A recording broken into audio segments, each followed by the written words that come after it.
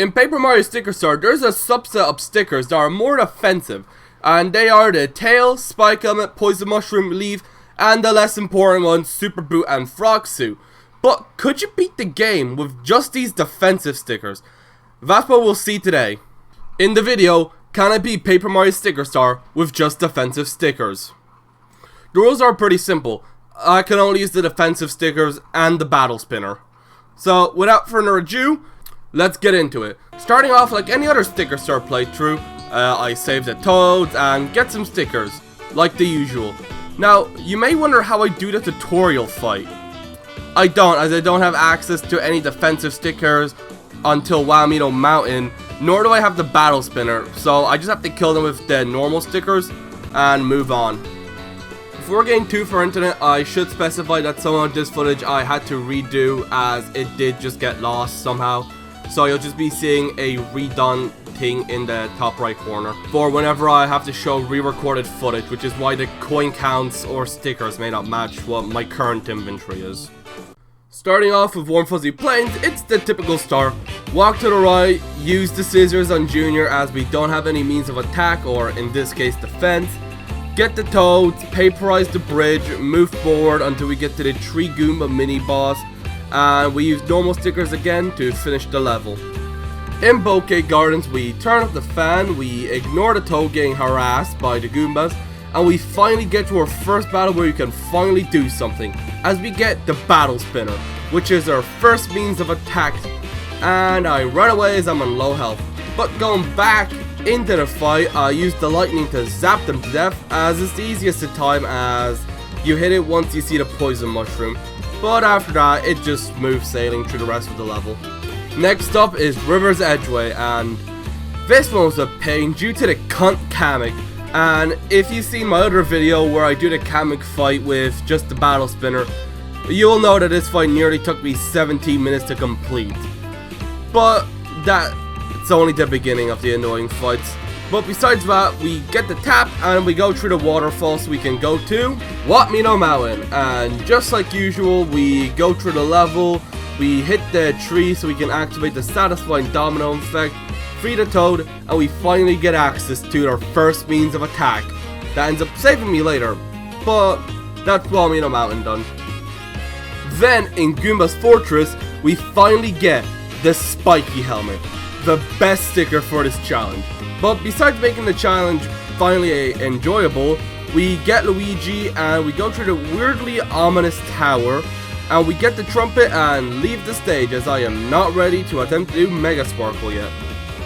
After fleeing Goomba's Fortress, I go to Dry Baked Desert, I open the door, I get the stadium piece, get the 1-up shroom sticker, and get the HP up, and that's the stage done. After that, I go to Leaf Litter Path, as I want to get the tail as soon as possible, so I'll need to get to Outlook Point to purchase them. So I wake up the Wiggler and progress through the level as usual, until I get to the Boomerang Bros. These guys are a big problem because the Spike Helmet is not effective against them, nor is the tail, as that just deflects the projectile and doesn't send it back at them. So the only thing I can do is the battle spinner. So I leave the stage and go buy some hammers and mushrooms and allow myself to use hammers on the Boomerang Bros, as the Hammer Bros have a defense, so the hammers don't do any damage against them. But after trying to fight a few times, I gave up and went to do Wither Fither Hill to get another HP up, so that means I have to go back to Water's Edgeway, get the comet, and finish the stage.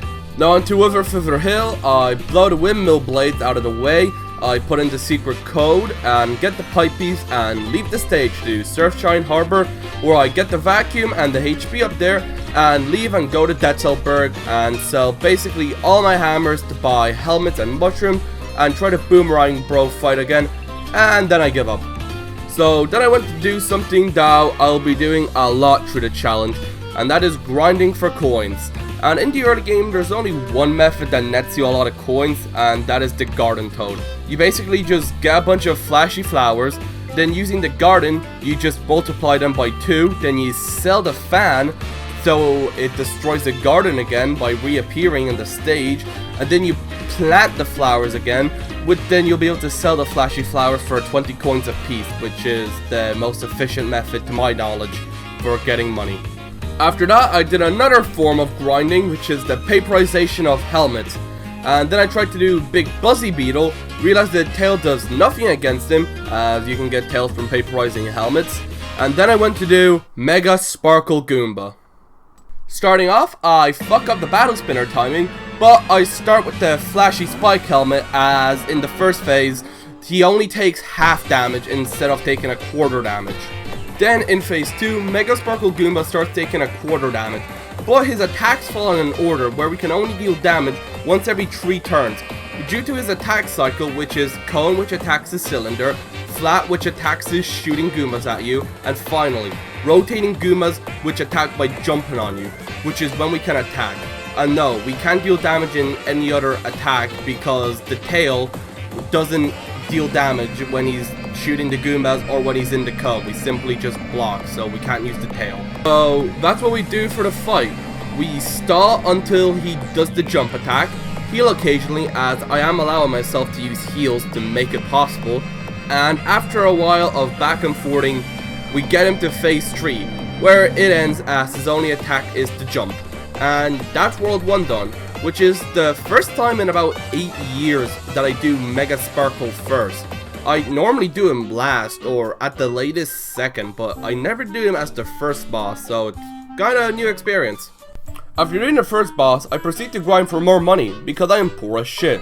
And then I go to Yoshi Sphinx. I go through the stage as usual until Kamek. Unlike last time, we aren't able to stall with mushrooms or hammers because he turns their stickers into flip-flops. So what do? I just tried to do the fight with just a battle spinner, but then I realized it most likely wouldn't be possible because of your run chance, and you'll just run away no matter what before even being able to finish the fight. So I ended up just having to do the fight normally in order to progress. But besides that asshole Kamek, we get the tablet piece and we finish the stage. But after doing the Kamek fight with just normal stickers, I get impatient and I kinda just want to continue the challenge. So I just bash the Boomerang Bros with the hammer, but I did do the final 2 attacks with the battle spinner, so that sort of feels like it's within the rules. But after beating those 2 cunts, I plowed through Bafflewood in like a minute, and I found out that Wiggler was actually guillotined. But besides seeing a public execution, we start the Wiggler hunt, and the first Wiggler we hunt tried to give Mario Vietnam flashbacks by hiding in the trees and bushes, but we retrieve him for a bit until he runs away. Now in Loop Loop River, I failed getting on the Leaf platform an embarrassingly amount of time, and the Wiggler segment fight, and luckily, both Wiggler attacks are counterable with the defensive stickers of the tail and spiky helmet. So I was able to South London him and get the 3-piece, and that's Loop Loop River done. After quickly noping out of Scuttlebug Burrow, I move on to Sandshifter Rooms where I explore around a bunch, get the magnifying glass for really no reason, get HP up, pistol whip a few turtles, and get Comet 1. I then put the door in Dry Bake Stadium to get the flashy spike helmet, and then I realized I could only get it once, and cry inside because of the amount of grinding that I'll have to do later to get flashy spiky helmets, which just makes me want to commit sinking sand. Besides being sad, I prepare as the next stage is Scuttlebug Burrow, and you lose all your stickers in that stage, and there's a mini boss fight with a big Scuttlebug, so I'll use the fire flowers to break the web, but after a big of preparation, I jump in and...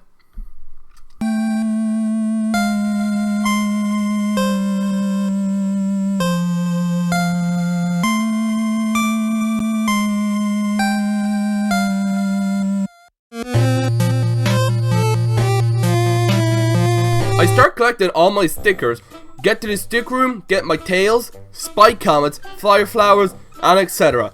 And now to do the mini boss, I burn the web, pistol whip the smallest spider in Australia, get Kirsty, get my hammer back, break the Wiggler piece out of jail, and beat the stage. Although the Wiggler piece must have actually thought he was being pursued by the police as he ran away to Tree Branch Trail, where I go through the stage, make Mario float like a deity, and fight the Wiggler piece, fail the tail twice, get the 3-piece, and leave without getting the comment because I'm cool like that. Then I start grinding upgrading helmets as I'm gonna go do the big cheap boss. And this guy is possible because his only means of attack while he's on land is jumping, so it's fine, although I do have to use the hook, but it doesn't deal any damage, so it's item my rules. After reeling him in, I did poison myself, so I couldn't use the helmet. Upon using it, I popped the fish and it dealt 50 damage. And I only have 50 HP, so I'm gonna need to get more HP to do this fight. So I go get the one from Gauntlet Pond, and I also go get the one from Wiggler's treehouse. And then I go back to beat that dumb fucking carp. After taking on my anger on a paper fish, I go back to filling sand shifter rooms so that I could do Damp Oasis, as I had the vacuum and the tap for quite some time and I just wanted to free up space in my inventory. And then I go back and do Gauntlet Pond to get the Wiggler segment, beat the stage and move on to Hit It or Sniff It. I go through the game show like normal until the box shuffle minigame, where I die because in the last shuffle it does 4 boxes that spin really fast. So because I didn't want this to take like 5 hours, I just decided to fill my screen and put it in slow-mo so I could cheese it and then get the Wiggler piece and the radiator and move on. Now to Snowrise, I do the stage with no issues, same with Ice Flow. But now onto Enigma Mansion, which going into it, I thought it was going to be possible because both boo attacks just go up close to you and they're both counterable with the tail. Even the Scaredy Rat. So what's the problem, MP? Well, it's these 82 boos who are in a stack and the tail only takes off 1 layer. And I don't have 82 spaces of inventory. And to get 82 spaces of inventory, I'll have to beat 4 bosses. So I go to grinding for a bit as I'll need to get plenty of spiky elements in order to do the other bosses before being able to finish Enigma Mansion.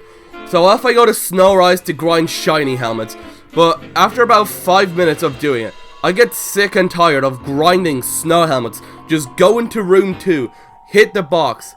So after grinding for a bit, I go with the last resort item, the Poison Shroom, a defensive sticker that I haven't used because compared to the tail and hammer, it's laughably bad. But I'm stuck in a corner and I might as well give it a try. And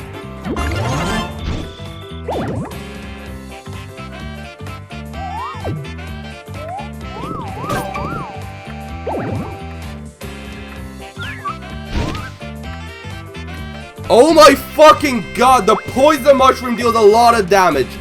This saves me so much time, and after poisoning them and healing, I take down the stack of 82. Besides that revelation, I continue to pistol whip a few boos, and now into the big boo boss fight, which I kill with the spiky helmets. And this stage is basically over. And, you know, this stage has made me respect the Poison Mushroom more. And now on my tier list, I would probably bump it up a slot because just of how much it saved me this run.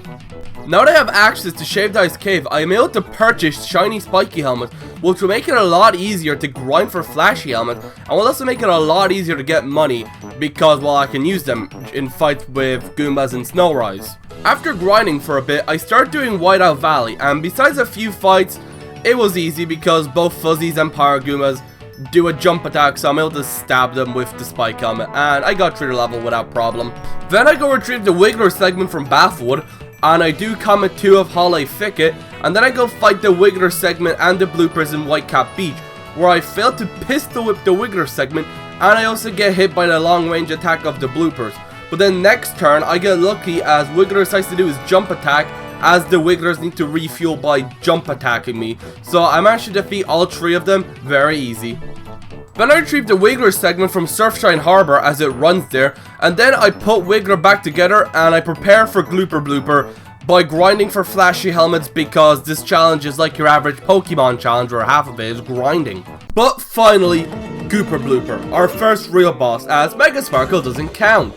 But going into the fight, he has the most attacks besides Bowser, but all of his attacks fall in order of Slam, Slap, Slam, Poison. So it should be simple, and yes it is simple, but I do have one problem, and that's the poison. And well, yes, I can block it as you block after the 3rd slam, but maybe it's the emulator I'm using, but I cannot block very easily, as on 3DS I can do it very easily.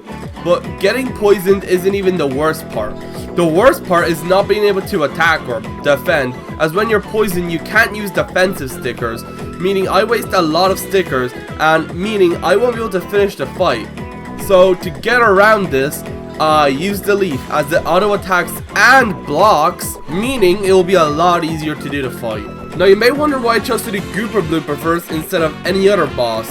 Well, firstly, Gooper Blooper is the easiest in this challenge, as I can attack 3 out of the 4 times, but also doing him unlocks Flashy Tails and also the Shiny Boot and Frog Suit. They're relevant in this challenge. But after a bit of back and forthing, Gooper Blooper eventually goes down to Mario's helmet and tail, meaning that we unlock another page in our inventory. After Gooper Blooper, I decided to go try to do Tower Power Pokey. So off to Dry Bake Stadium where it's the normal, I go through the stage without problem, yada yada. And then I get to Tower Power Pokey. Tower Power's most common moves are buff attacks being the spin, which is countered by the tail, and the drop, which is countered by the helmet. And the other moves, which are much rarer, are summoning 2 Pokeys and healing one of these on 1 segment. So what's your problem this time, MP? Well, it's the 2 segment phase, as this drop slam attack cannot reach you, meaning you can't deal damage to him. So this is another fight where I'm gonna have to break the rules again. So I go get the infinite jump, and I jump on him a few times until I deal enough damage to get him to his final 1 segment phase, where it should have been relatively easy if it wasn't for Tower Power being a cheating bitch and constantly healing. And when I deal 9 damage and he heals 10 HP, it's super annoying and makes this fight last way longer than it should have had. But after a while of pistol whipping him, I eventually pistol whip him to death, and that's Tower Power Pokey done.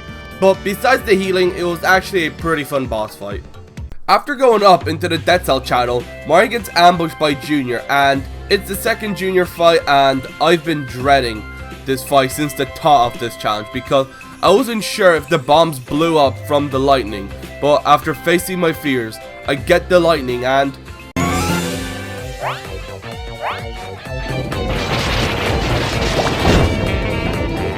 yes, it does hit the bombs, causing them to blow up. And even better, Bowser Jr. swoops in every now and then, meaning that I can just counter him with the tail. So the fight went from being what I thought would be impossible, and it ended up being one of the more fun boss fights of this challenge. Going into Shy Guy Jungle, my only worry was the Shy Guys that had the bridge pieces.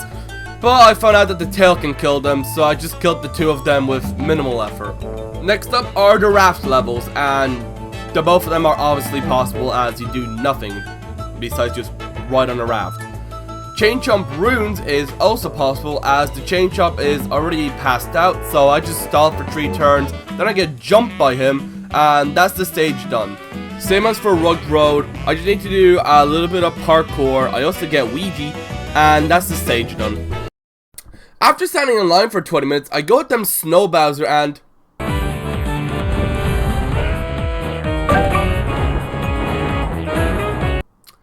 yeah, he ain't possible. But I do manage to break his first armor with the Battle Spinner before I die.